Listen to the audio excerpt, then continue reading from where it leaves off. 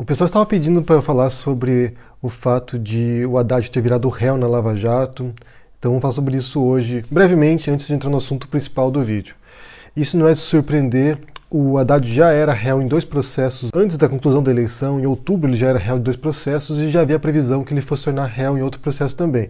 O nome dele está citado já em uma dezena de processos, então realmente não é nada de se espantar, ele já estava envolvido nesse tipo de denúncia. Inclusive o próprio Bolsonaro também é réu num processo de injúria, difamação contra a Maria do Rosário, então nessa eleição você teve um caso bastante singular, que você teve 2 candidatos principais que foram para o segundo turno, ambos envolvidos em processos judiciais. E só lembrando também que ser réu em um processo não quer dizer que você seja culpado. Você só é culpado se você for condenado nas instâncias jurídicas. Então, a princípio, ser réu não quer dizer nada, mas realmente ele já era réu anteriormente em outros processos e agora na Lava Jato. Mas o tema desse vídeo não é sobre a questão do Haddad ser réu ou não, ou se o Bolsonaro é réu ou não em nada. É sobre um tema que eu queria ter abordado antes das eleições, que talvez fosse importante, embora não fosse mudado nada no desfecho da eleição, que é a importância, quão crucial é agora para a esquerda no Brasil desvincular a imagem de que o PT é a esquerda.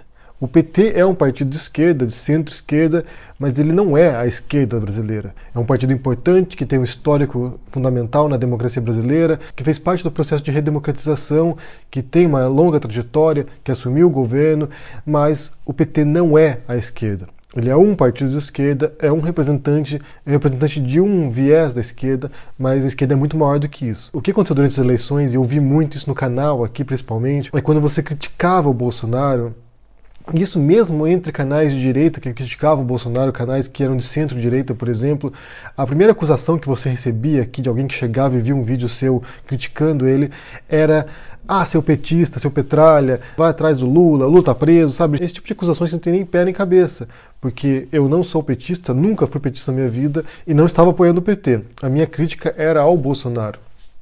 Inclusive tem boa parte da esquerda que nem é partidária. Você pega, por exemplo, os anarquistas que são contra o Estado e eles não são partidários, não tem partido anarquista porque eles não participam do processo democrático. Então é importante agora nesse momento sanear a imagem da esquerda, se afastando do PT, talvez rechaçando alguma coisa que o PT diz, rechaçando certas escolhas do PT, que para mim foram escolhas estratégicas catastróficas, como pôr o Lula como candidato, por exemplo. Isso foi uma escolha, sabe, sem sentido nenhum.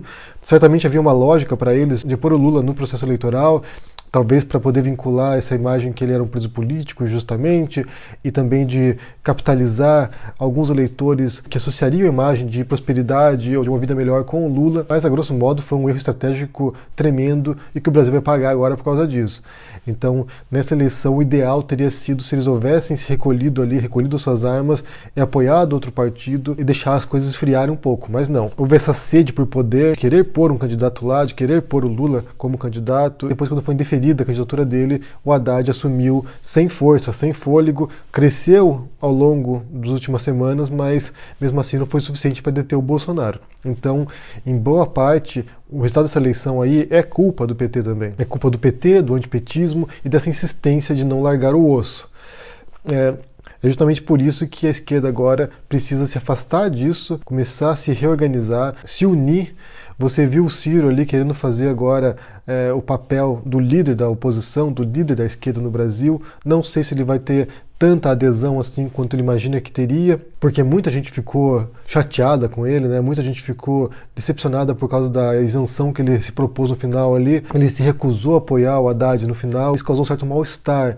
As pessoas não gostaram muito dessa posição dele de se afastar do processo e não se posicionar claramente sobre isso. Então você vê, por um lado, uma tentativa do Ciro de se tornar protagonista nesse debate, a revelia do PT, porque se o PT não começar agora a fazer um meia-culpa, né, não começar a sanear sua imagem, não começar a tentar recuperar sua imagem e reconhecer os erros históricos deles, reconhecer as cagadas que eles fizeram, é muito provável que vejamos o encolhimento do PT nas próximas eleições, começar a ver uma perda de adesão popular, principalmente se o governo Bolsonaro fizer alguns acertos que dialoguem com a população geral. Se ele fizer políticas populistas que atinjam as massas, pode ser sim que o PT venha muito mais fraco numa eleição futura Se houver eleições também, né? Mas é fundamental a gente pensar que a esquerda não é o PT e deixar claro para as pessoas isso. Basta pensar na própria criação do PSOL, por exemplo, né? Quando o PSOL surge, ele surge a partir de um racha no PT, de dissidentes, pessoas que foram expulsas do PT e a partir disso fundaram um partido. É claro que muitos partidos de esquerda acabaram orbitando em torno do PT porque era o maior, era o mais forte, que tinha as lideranças mais conhecidas como o próprio Lula. Então muitos partidos menores ali ficaram à órbita do PT, votando com o PT nos projetos, tudo. Mas é importante que eles se posicionem agora de uma maneira autônoma e criem uma coligação independente do PT. Porque a memória negativa do PT não vai se apagar tão facilmente, o Bolsonaro vai explorar isso constantemente, então sempre associar erros e problemas ao PT, ao Lula, e muita gente, muitos brasileiros de fato, tem uma aversão tremenda ao Partido dos Trabalhadores. É preciso mostrar para as pessoas que a esquerda é muito mais complexa do que isso, é muito mais ampla do que isso. É preciso mostrar uma ala moderada para as pessoas, porque acho que é nesse ponto que você pode atrair algumas pessoas que estão indecisas nesse momento, que existem pessoas moderadas, que não é só discurso radical, que não é só discurso extremado, porque há uma ala da esquerda que é realmente extremada, que é realmente tão intolerante quanto a extrema-direita. Então é preciso mostrar que há um caminho aí que não seja do extremismo e nem do radicalismo, fora do PT. E esse é um processo de reconstrução lento, então você tem que organizar pessoas que sejam de partidos e pessoas que não sejam de partidos, porque muito da esquerda também não está em partidos. Eu acho que tem muita gente que é progressista e que não tem nenhuma filiação partidária explícita, que não tem nenhum tipo de predileção por algum partido específico e que se identifica com pautas progressistas. É importante que haja uma união apartidária e transpartidária, em que mostre para as pessoas que existe uma alternativa que não passe por Lula, que não passe por Partido dos Trabalhadores e que não passe por esse estigma que foi criado em relação à esquerda no Brasil. Esses próximos 4 anos serão um momento de redefinição de quem são os jogadores principais. Eu imagino que o Ciro vai se propor como candidato de novo no futuro. Não penso que ele tenha desistido dessa posição que ele se propôs ao longo dos últimos anos, então pode ser que seja um jogador forte para a esquerda, mas também pode haver surpresas. Então, por isso que é importante realmente redefinir o papel da esquerda no Brasil, o que é a esquerda, quais são suas pautas, quais são as lutas que ela realiza e cada vez mais criar uma imagem amistosa com as pessoas. Não uma imagem combativa, não uma imagem obstrucionista, de mera oposição por oposição, como ocorreu quando o PT era oposição, antes de assumir o governo, que era uma oposição por oposição. É preciso mostrar uma coligação que seja capaz de dialogar e avançar o país, né, e mostrar saídas para o país, não apenas confrontar irracionalmente. Eu quero saber o que vocês pensam sobre essa questão aí, tanto envolvendo essa associação da esquerda com o PT, se há como desvincular isso, como isso deve ser feito, e também sobre essas questões envolvendo aí o Haddad como réu na Lava Jato agora. Deixa no comentário aqui embaixo o que você pensa, deixa o joinha, assina o canal, a gente se vê por aí. Abraço e até mais. Tchau!